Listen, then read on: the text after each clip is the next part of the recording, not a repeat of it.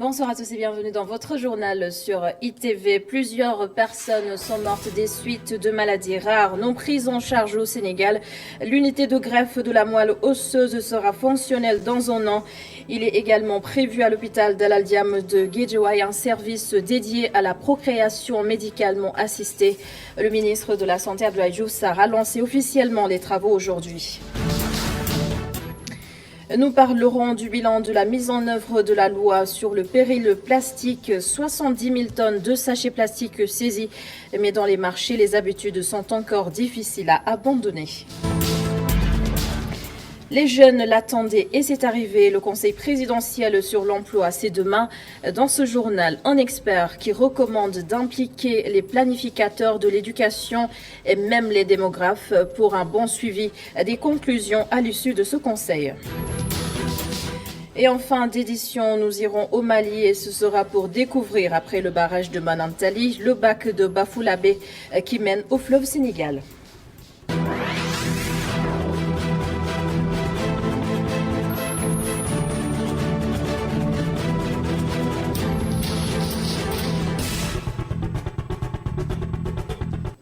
Nous démarrons ce journal avec cette bonne nouvelle. D'abord pour les personnes qui souffrent de maladies rares. Ensuite pour tous ces couples qui peinent à concevoir un bébé. Ont officiellement été lancés aujourd'hui les travaux de construction des unités de greffe de moelle osseuse et de procréation médicalement assistée PMA.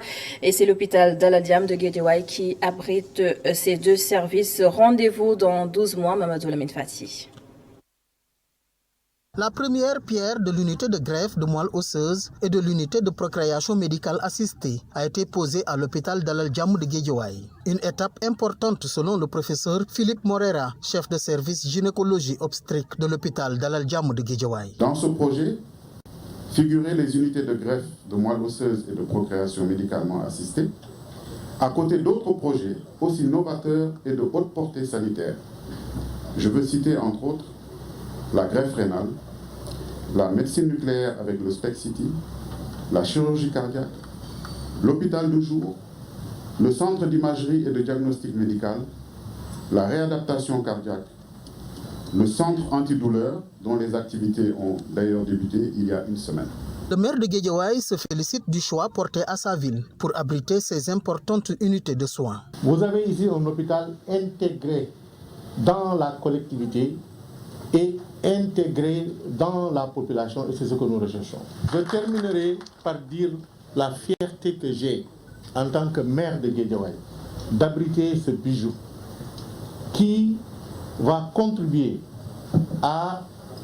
au développement de notre collectivité territoriale, parce que cela va contribuer à faire de Guédiawaye un hub médical.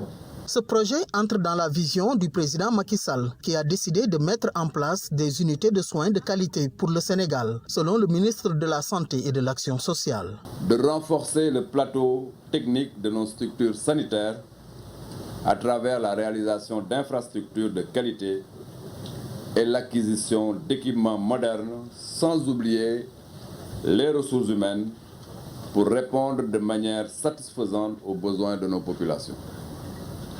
En effet, ces centres, uniques en Afrique de l'Ouest, viennent s'ajouter aux importants investissements réalisés ces 10 dernières années et qui ont permis d'améliorer considérablement les indicateurs de santé au Sénégal. Pour l'inauguration de ces unités de greffe de moelle osseuse et de procréation médicale assistée, d'un coût global de 1,5 milliard de nos francs, les autorités se donnent rendez-vous dans 12 mois. Merci Mamadou Lamine Fati. Intéressons-nous maintenant à cette réalité aux conséquences pénibles pour les familles. Il s'agit du rapatriement des Sénégalais décédés à l'étranger. La pandémie de Covid-19 a corsé les procédures. Et pour le cas de la France, notre correspondant à Paris, Abdoulatif Diop, nous explique comment s'organise justement la communauté sénégalaise. Regardez. Depuis un an, la pandémie de coronavirus a entraîné une hausse vertigineuse des activités des pompes funèbres. Beaucoup de nos compatriotes sénégalais décédés de Covid-19 à Paris sont rapatriés pour être enterrés au pays. La plupart étaient souscrites à une assurance vie ou membres d'une association qui prend généralement en charge les frais de rapatriement de corps. Toutes les communautés sénégalaises en migration, notamment celles issues du monde rural, sont organisées ici en tant que communauté villageoise. Elles reproduisent ici donc les solidarités villageoises. Et l'une des préoccupations majeures, l'un des budgets les plus importants dans les cotisations, c'est la prévoyance sociale, notamment sur la gestion du décès, la gestion de la maladie, notamment le rapatriement sanitaire en cas de non-curabilité du malade, ou bien si c'est un problème de psychiatrie. Donc au lieu qu'il aille dans les hôpitaux psychiatriques ici, donc on le ramène chez nous. En France, par exemple, il faut compter sur les 2800 à 3000 euros pour rapatrier un corps au Sénégal. Le vol direct d'Air Sénégal Dakar-Paris-Dakar a beaucoup facilité les choses. Sur le Sénégal, il y a très peu de complications puisque le Sénégal a sa propre compagnie aérienne qui nous aide beaucoup. Donc 4 vols par semaine, je crois, à ma connaissance. Et ce qui nous permet quand même de pouvoir envisager beaucoup d'organisations par rapport à ça. À Paris, les associations jouent un rôle important dans ces cas de figure. Une caisse de solidarité destinée au rapatriement de corps est souvent mise en place par les différentes associations sénégalaises établies à Paname. Nous, notre rôle, c'est de centraliser les choses avec les familles, qui sont surtout sur le milieu associatif, très souvent. Et donc grâce à tout ça, donc on arrive avec le consulat également à organiser très rapidement, selon le choix de la famille bien sûr, le rapatriement du corps. Et depuis combien de temps vous travaillez avec les Sénégalais? Ça fait une bonne dizaine d'années, voire 15, je dirais pour voir l'âge entre 15 et 20 ans. Au début de la pandémie, c'est vrai qu'on a eu certaines difficultés au début à savoir se positionner, comment faire les rapatriements donc, au niveau des cas Covid. Mais le problème a été résolu assez rapidement, je crois, par la diaspora, donc au niveau du Sénégal, quoi. Dans tous les cas, les Sénégalais de la diaspora sont bien organisés pour pouvoir prendre en charge les rapatriements de corps des compatriotes décédés en France. Retour sur Dakar, cela fait 1 an depuis que la loi interdisant les sachets plastiques est entrée en vigueur. Le bilan fait état de 70 tonnes saisies sur toute l'étendue du territoire national. Le directeur de l'environnement et des établissements classés assure que ces opérations vont naturellement se poursuivre. Baba Dramé répond à Pape Ibrahim Ndiaye. Parce que depuis qu'on a commencé les activités de saisie, on a pu saisir quand même 70 tonnes de produits prohibés qui sont stockés. D'ailleurs, on a commencé à détruire ces produits parce que comme c'est des produits qui sont interdits, on ne peut pas les mettre sur le marché, encore moins les donner. Nous sommes dans l'obligation de faire une valorisation énergétique ou une valorisation matière. La loi quand même offre des opportunités. C'est-à-dire que ceux qui travaillent aujourd'hui dans la fabrication et la commercialisation de ces produits ont la possibilité de se reconvertir dans les nouvelles activités qui permettent de mettre sur le marché des produits alternatifs, comme les sacs en papier, comme les sacs en tissu, qui sont des sacs qui sont autorisés par la loi. Aujourd'hui, il y a la possibilité, en plus de la fabrication locale, d'importer ces produits. D'ailleurs, nous recevons régulièrement des commerçants, n'est-ce pas, qui viennent se renseigner au niveau du ministère de l'Environnement sur les démarches qu'ils sont en train d'entreprendre au niveau extérieur avec des partenaires pour importer ce type de sachets au niveau de notre pays. Bon, maintenant, nous, ce que nous encourageons, c'est que ces sachets-là puissent être fabriqués au niveau du Sénégal. L'habitude est une seconde nature, dit-on. Dans les marchés, l'on a du mal à se passer de ces sachets plastiques, vendeurs comme acheteurs. Manque de suivi, sanctions légères. Aïssatou Kane et Moussa Fall, explication. La loi pour interdire la vente, la production et la détention des sachets plastiques est entrée en vigueur il y a 1 an, mais depuis, elle reste au point mort. Cette commerçante ne vend plus les sachets plastiques de faible micronage. Penda a une autre alternative. Effectivement, il y a des sachets plastiques qui sont interdits, mais nous ne les vendons pas. Comme ceux qu'on donne aux clients après achat, c'est formellement interdit. Nous vendons les sachets biodégradables et les boîtes cartonnées. Les Sénégalais ont du mal à maîtriser cette loi. Il est difficile pour eux de s'habituer à cette nouvelle pratique. Selon ce vendeur, il faudrait des sanctions drastiques. Un an jusqu'à présent, les Sénégalais n'ont pas encore maîtrisé donc les nouveaux chaussées qui ont remplacé les plastiques, c'est-à-dire les chaussées en tissu. Donc pour que ça cesse, il faut qu'on prenne des mesures, il faut qu'il y aura des sanctions. Comme je l'ai dit tout à l'heure, j'ai été la semaine passée en Gambie, mais j'ai vu qu'ils ont maîtrisé ça. Parce que c'est eux qui ont commencé en premier que les Sénégalais. Vous voyez certaines boutiques, vous allez trouver donc certaines qui vendent avec des chaussées en place jusqu'à présent. Non loin, nous nous retrouvons dans la boutique d'un grossiste. Le manque d'accompagnement et de suivi rendent compliqué l'application définitive de cette loi contre l'utilisation de plastique. Ils devraient avoir des mesures d'accompagnement. Ils ne peuvent pas nous interdire l'utilisation des plastiques sans pour autant mettre à notre disposition des alternatives. Ce qui cause d'énormes problèmes. Il faut connaître les priorités. À Dakar, plus de 5 tonnes de déchets plastiques sont jetés chaque jour. Selon l'ancien ministre de l'Environnement Abdoulaye Baldé, les inflexibles du plastique risquent gros, des amendes jusqu'à 10 millions et une peine d'emprisonnement.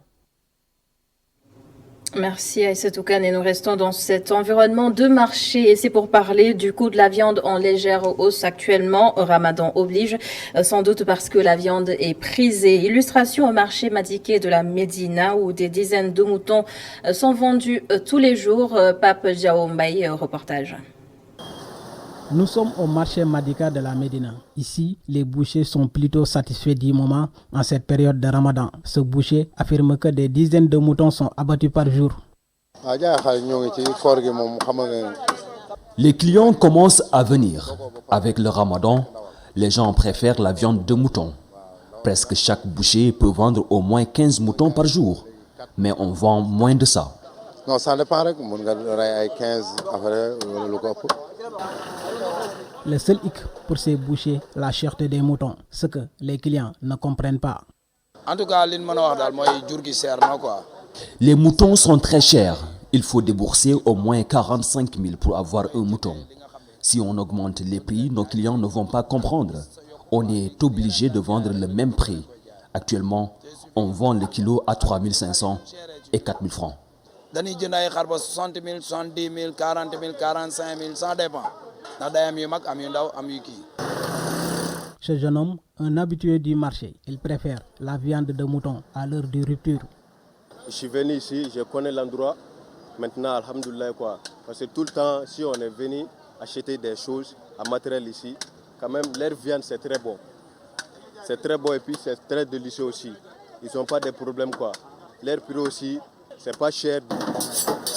Les clients ont pris d'assaut le marché des viandes de Madika de la Médina. Les bouchers auraient fait plus de bénéfices si les moutons, disent-ils, étaient abordables. Et les agriculteurs de Kébémer défendent les opérateurs privés chinois. Selon eux, ils ne doivent absolument pas quitter la scène agricole. Les explications de Goran Aklo avec Tierno Faye. Tengiti, village situé dans la région de Louga, département de Kébémer. Ici, les agriculteurs élèvent la voix et prennent la défense des opérateurs agricoles chinois, souvent indexés par les producteurs d'huile. Nous voulons savoir, président de la République, le président Raziad wax ci Chinois ne arrangé wul baykat yi ñom industrie la arrangé. Nous interpellons directement le chef de l'État à ne pas suivre les déclarations du Raziat qui ne roule que pour ses propres intérêts. Le Raziat veut tout simplement chasser les Chinois alors que ces derniers ont beaucoup fait pour les agriculteurs. Actuellement, nous avons senti la campagne agricole et c'est grâce aux Chinois. Donc nous n'accepterons jamais qu'un groupe d'individus dicte leurs lois. Le ministre Moussa Baldé et le président de la République ñang ci taxaw tem pour baykat yi suqaliku pour baykat yi jëm ca kanam ndax bi fi Chinois ñëwé en 2014 ñu ngi fekkoon kilo gerte 125 160 tay kilo gerte ma ngi dem ci 300 400. Concernant la hausse du prix du kilogramme d'arachide, les agriculteurs de Tengiti se veulent clairs. ñoom industrie su fekkente ne dañoo soxla diw nañu dem ci àll bi dëkk bi am na suuf nañ génn séeri ay moyens Si les industriels veulent avoir beaucoup d'arachides, ils n'ont qu'à s'investir. Il y a encore de l'espace cultivable et ils peuvent créer non seulement beaucoup plus d'emplois comme ils ont l'habitude de fustiger la politique agricole du gouvernement. ñoom industrie yi wax ne dañuy def diwlin mën nañu am beneen yoon buñ jaar budul arrêté seen waay fii ci Sénégal.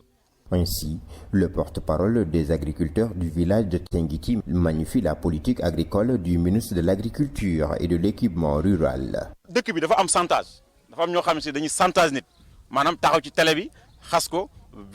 Les chantages doivent cesser car le président de la République a donné des instructions claires au ministre de l'Agriculture, Dr Moussa Baldé, et ce dernier ne veut que pour la bonne marche des choses. Le ministre fait un excellent travail dans le monde rural. Face à la presse, les agriculteurs du village de Tenguiti accueillent à bras ouverts les opérateurs économiques chinois qui, selon eux, ont déjà révolutionné le marché agricole. Et c'est l'un des titres de ce mercredi. Le Conseil présidentiel sur l'emploi des jeunes, c'est demain. De nombreuses attentes, bien sûr. Des propositions ne manquent pas non plus. À l'exemple de Mohamed Tidiane Diop, juriste financier, il recommande de créer un centre national plutôt stratégique de prospective pour consolider les projets futurs. Le voici avec Elhadj Malick Cissé dans Kenwas Kanut cet après-midi sur ITV. Le président Larue veut prendre des mesures pour juguler ce chemin croissant des jeunes-là. Il prévoit 450 milliards sur 3 ans dans les domaines de l'environnement, du pavage, salubrité publique et dans la DER et le recrutement. C'est une excellente chose. Pour résoudre le problème surtout de l'emploi des diplômés, il doit y avoir une collaboration très étroite entre les planificateurs de l'éducation, les démographes, notre croissance démographique, pour toujours, parce qu'à chaque fois qu'ils créent des emplois, il y a des jeunes qui arrivent. Il y a 200 000 qui arrivent sur le marché de l'emploi, des diplômés, sans parler des autres qui ne sont pas diplômés, qui sont en ville, qui doivent avoir les centres de métiers. Le président a déclaré des centres de métiers dans la banlieue. On doit commencer à Yembel, mais ça c'est à étendre dans tout le territoire national. La fonction publique, c'est un moyen aussi de recruter. On ne peut pas recruter tout le monde. La DER qui intervient dans l'entrepreneuriat des jeunes, c'est ce qu'ils veulent entreprendre. On doit les laisser entreprendre. Il a l'artisanat, la confection, la joaillerie, la chaussure, tout ça. C'est des secteurs pourvoyeurs d'emploi et on doit viser l'exportation à partir de ces 3 secteurs-là. Le pavage de Dakar, le président de la République l'a annoncé. Pourquoi pavé Dakar? Parce qu'on a des inondations régulièrement qui reviennent à chaque hivernage. Pourquoi? Parce qu'il y a trop de sable à Dakar.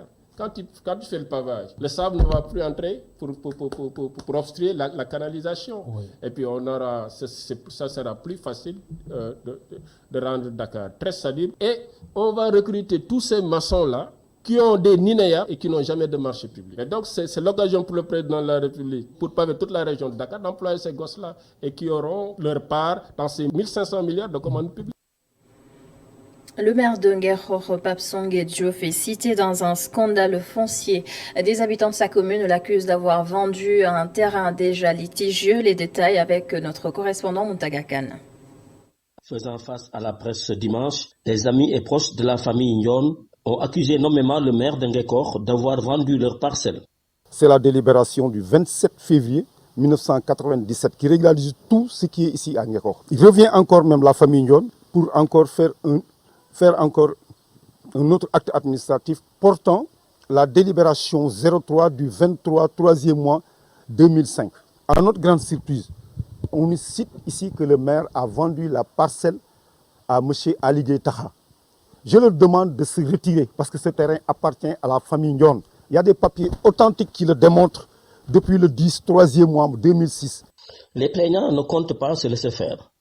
fii du sedd dama ne dossier bi mu ngi dem ñun dañu def appel baa ngi mayor mu ngi nii le. Ça ne va pas se passer comme ça. Le dossier est en cours car on avait interjeté appel au jugement du 18 juillet 2006. 2 jours après, c'est-à-dire le 20 juillet 2006, Ousseynou a lui aussi fait appel. Jusqu'à nos jours, cet appel n'a pas eu de suite. Le maire connaît bien le dossier et c'est Pape Diouf lui-même qui a vendu la parcelle à Ali Taha Gueye, qu'il a annoncé lui-même devant des témoins.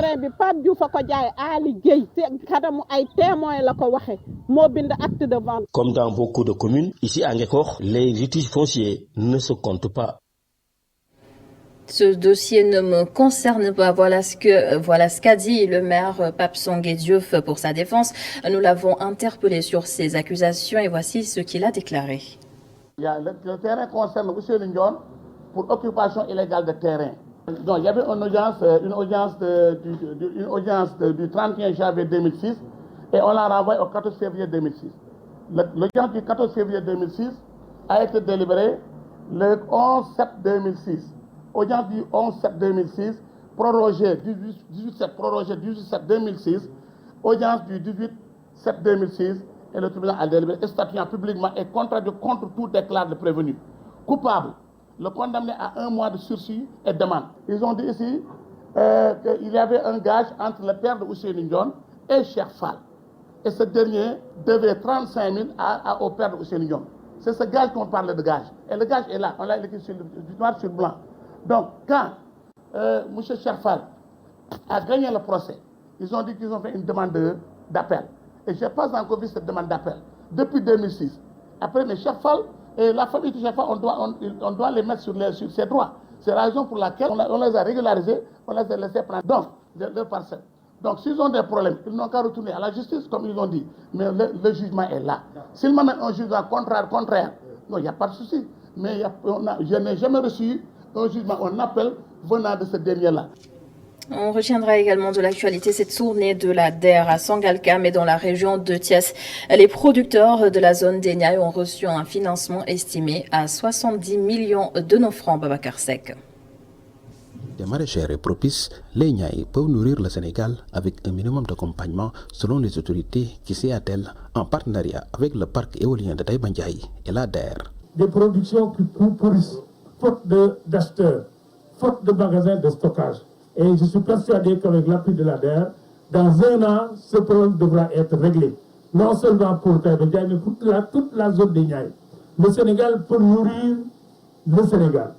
Je pense qu'aujourd'hui, si nous avons ce dispositif d'accompagnement, on ne va plus importer en termes de légumes parce qu'on a la terre, on a l'eau et on a une jeunesse très engagée. Plus d'une centaine de jeunes et de femmes financés à Taïba Ndiaye à travers un crédit d'exploitation pour faciliter la conservation et la transformation des fruits et légumes. La DER s'engage à mettre en place un crédit d'exploitation sous forme d'investissement et en fonds de roulement pour permettre à ces jeunes de produire plus, de pouvoir conserver davantage et pouvoir transformer localement pour plus de valeur ajoutée. Après Taïba Ndiaye, l'équipe de la DER a fait cap sur Fass Boye où la délégation générale à l'entrepreneuriat rapide des femmes et des jeunes a satisfait une vieille doléance avec l'installation d'une fabrique de glace qui va permettre la conservation des produits halieutiques. Capacité usine de glace.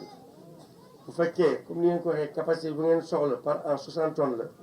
Boo leen commencé di si ay weeru gaaw remboursement yi commencé ma defal leen 20 tonnes bu bees. Toujours dans le domaine de la pêche, les mareyeurs de Thiès ont réceptionné 20 camions frigorifiques financés par la DER. dina tax jën bi seeraay bi dina wàññeeku lu tax dina wàññeeku mooy tey boo war a oto bi soo ko jëlee yëpp nga war cee def 200 kees jën wala jënd 200 kees glace léegi diloo jënd 200 kees glace wante 100 kees glace nga jënd loolu nag day demal ci prix bi. À terme, ce sont les 400 camions du parc des mareyeurs qui seront remplacés. C'est des camions neufs montés ici au Sénégal par des Sénégalais et des Sénégalaises, par une industrie sénégalaise, par un capitaine d'industrie sénégalais, Abdelrahman Ndiaye, patron de Senbus, et que nous allons nous engager à mettre en place un programme de renouvellement pour les 400 camions qui existent dans le parc du Sénégal. À Sangalkam, où la tournée a débuté, la DER FJ, avec l'appui de l'ASPRODEP et de l'ISRA, a financé des jeunes à hauteur de 70 millions pour la production de semences de pommes de terre. Un complexe sportif prévu à Saint-Louis, les acteurs applaudissent. Annonce faite par le directeur général de la GTIP, El Hadj Malik Gaye, qui a reçu une délégation de Saint-Louis. Je vous propose de l'écouter. Il était très difficile de faire une conception sur un seul site. Nous, en notre qualité de conseil du gouvernement et des collectivités territoriales, on avait toujours émis l'idée de disposer d'un terrain beaucoup plus grand pour nous permettre de développer ce projet sur un même site, à savoir le stade, le palais de sport et les autres commodités sur un même site. Ces temps derniers, monsieur le maire de la ville de Saint-Louis nous a proposé un nouveau site vers Makatoubé qui nous permettrait de non seulement développer ces deux projets sur le même site, mais d'ajouter d'autres commodités de fonctionnalité et de sécurité. Le site de Maître Babacar Sèye ne permet pas aussi d'avoir une piste d'athlétisme. Parce qu'un stade, maintenant, on est au XXIe siècle, Saint-Louis mérite d'avoir un stade omnisport où toutes les disciplines sportives se pratiquent. Malheureusement, le site de Maître Babacar Sèye ne permet pas de prendre en compte tous ces éléments, mais avec le nouveau site, si la commune met à notre disposition un nouveau site, ça nous permettra non seulement d'intégrer l'athlétisme, d'améliorer la fonctionnalité, satisfaire aux critères de sécurité définis par la FIFA, mais rajouter aussi d'autres commodités. Au stade Maître Babacar Sèye, on était obligé d'intégrer par exemple les hébergements à l'intérieur même, alors que si on a un nouveau site, on va détacher les hébergements des tribunes.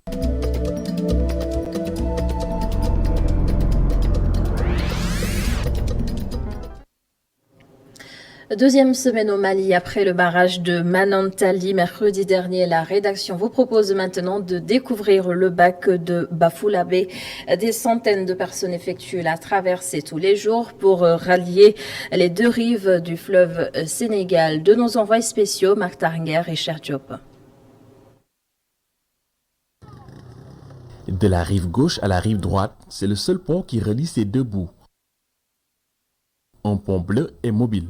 C'est le bac de Bafoullabé, le plus grand cercle du Mali.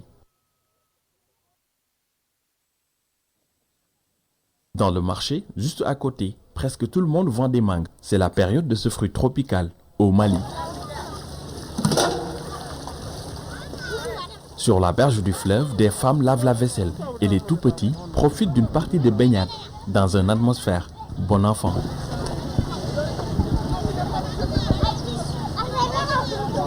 Le bac de Bafoullabé transporte chaque jour des centaines de personnes. Madou conduit le bac depuis 17 ans. Puis il dit qu'il a commencé ce boulot-là depuis 2004. Donc chaque jour, de 7h jusqu'à 19h, ils font la traversée.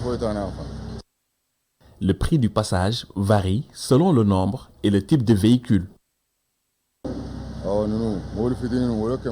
Les petites voitures, ils les prennent à 2500, les camions à 12 500, les gros porteurs à 15 000 francs. Aujourd'hui, c'est grâce à ce travail qu'il a fondé un foyer. Ce boulot-là, il parvient à subvenir à tous ses besoins de la famille. Il s'est marié dedans. Il a eu des enfants dedans, il prend d'autres personnes en charge dans ce boulot-là.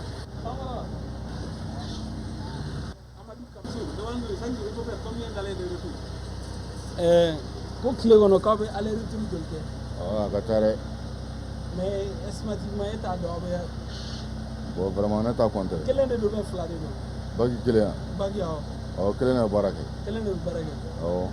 Voilà, il dit qu'ils font beaucoup de tours dans la journée. Malheureusement, lui, il n'a pas fait le boulot là, mais d'habitude, il a mis les camions. Il s'est marié dedans, il a eu des enfants dedans, il prend d'autres personnes en charge la navette entre les deux là.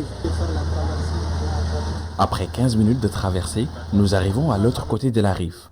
C'est la fin du voyage.